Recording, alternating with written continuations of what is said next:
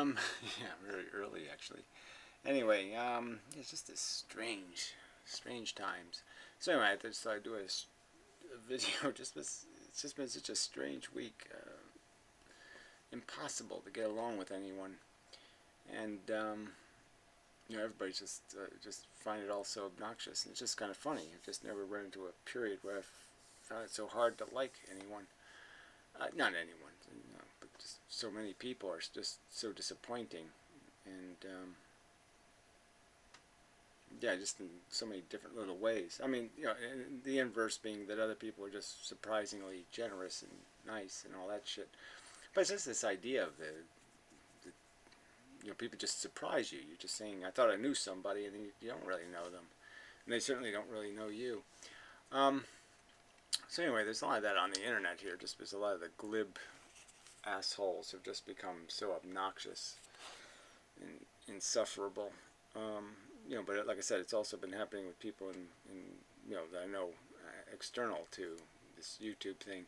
So anyway, somebody I've been talking to for years, had a conversation, and we've talked about everything, and it's just kind of strange. I'm asked some of those simple questions about the kid getting cancer thing, giving a kid cancer, and just because I was sort of mocking this idea that the human race is doing anything of real value. So I asked him to, just name something of real value or something. He said building a house or something for 10,000 people or whatever. Would you give a kid cancer for that?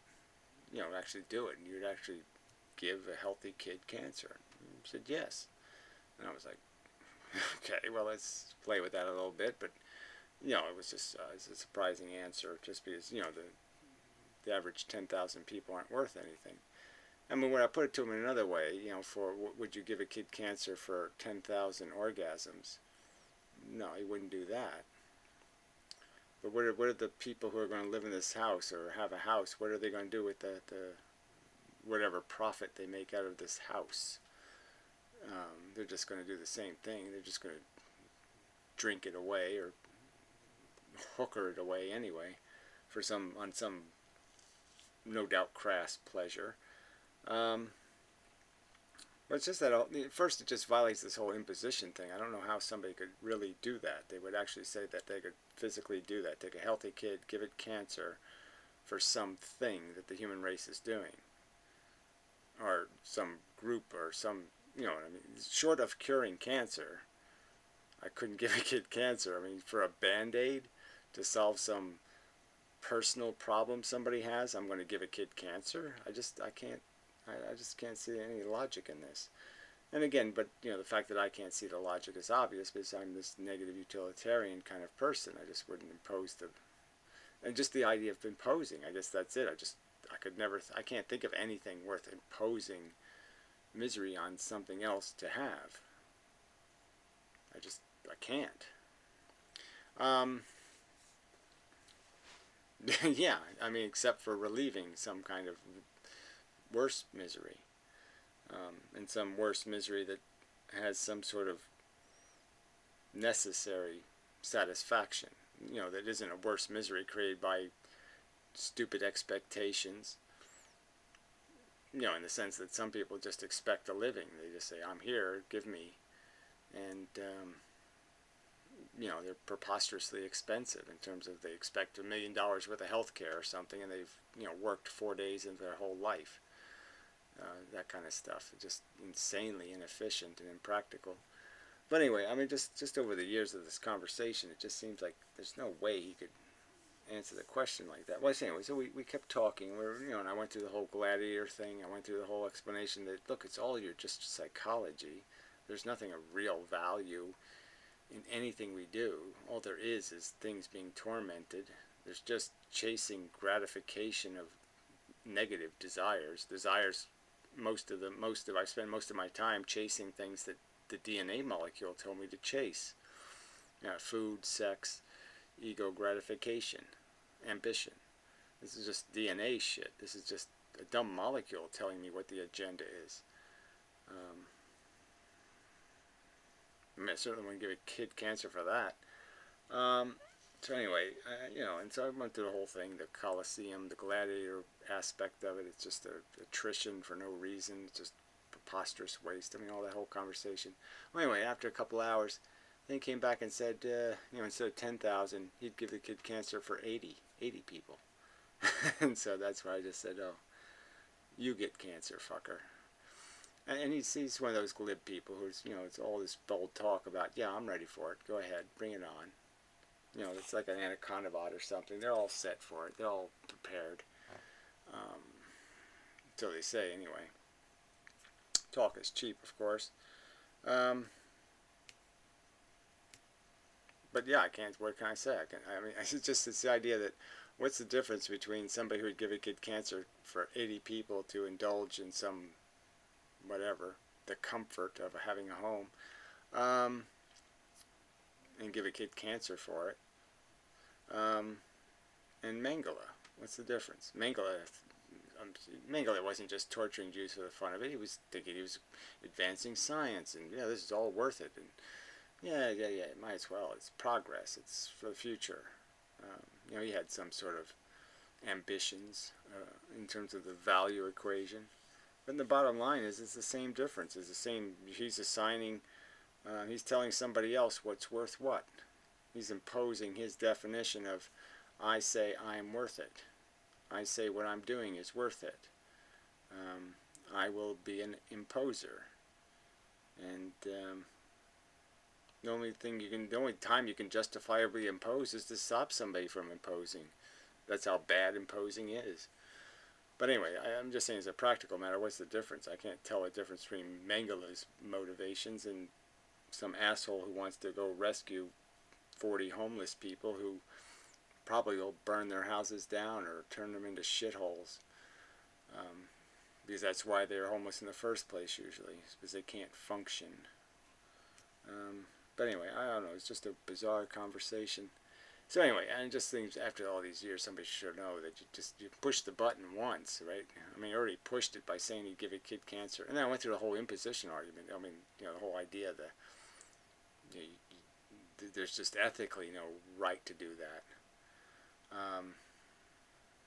It fails ethically, not only absolutely, because we're just satisfying addictions that don't need to exist, but ethically it just fails. You can't fucking give a kid cancer for anything you're doing. You can't decide to assign for somebody else the risk of some adventure you want to go on. You can't draw straws and put them in other people's pockets. It's just that obvious. You want to draw straws for yourself. You want to take it on, fine. But you can't impose it on somebody else. It's just so fucked up. Anyway, so it's, it's just weird. So, I feel bad. It's, I feel bad and I don't feel bad in the sense that why would I waste my time interacting with somebody who would give a kid cancer, for stupid human tricks. Yeah, fuck that. That's stupid. That just makes the whole investment in the relationship over the years just seem like such a grand fucking waste of time. And I hate waste. Yeah. So I guess that's the part of it. It's even the conversation. You're just saying, man, I just wasted 3 hours talking to somebody that no point in talking to them. If I didn't advance their understanding any, so why bother? Actually their understanding degraded. After I'm done, they're saying, yeah, just make it 80. I guess if I talked even longer, it'd be 8.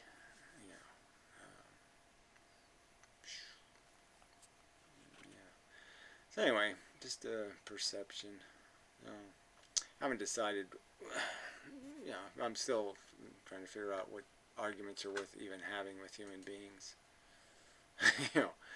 It's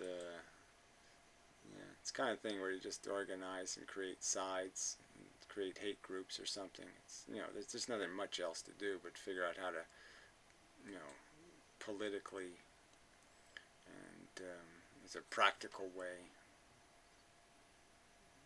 fight the political war. Fuck trying to convince people. It's just, goose step them right in the ass. There's no, I don't know. it just seems kind of futile when you see people who should know better say preposterously stupid things, and you're just, man, they really just don't get it, and that's the weird part. You know, they talk the talk, but they don't get it, and you know, they're sheeple. That's the worst kind of. You know, you just gotta watch out for the sheeple in the herd, because it's a dangerous mindset to follow along, or that doesn't really understand what they're part of, or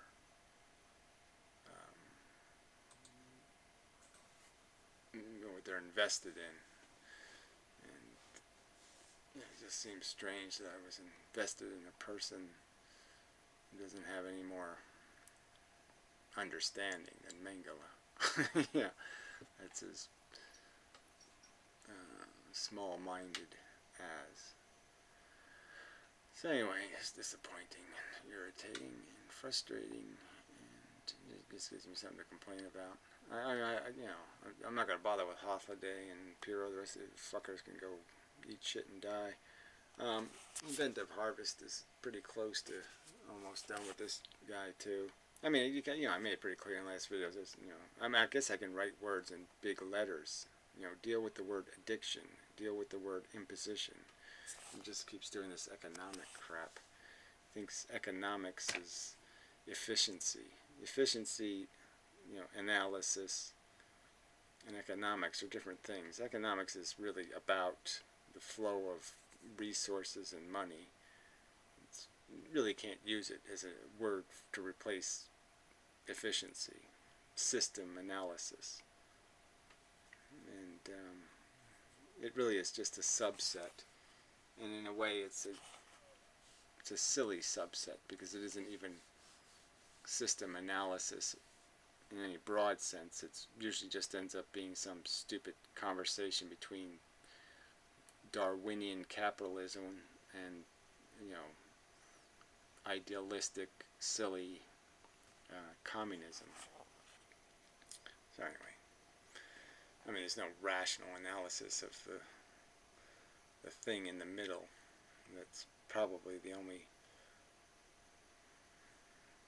rational road to something called fair and productive, where you get rid of the waste. Waste is another big word. Deal with that. Waste, addiction, imposition. Big, big, big fucking words. Yeah. Anyway. Until next time and such.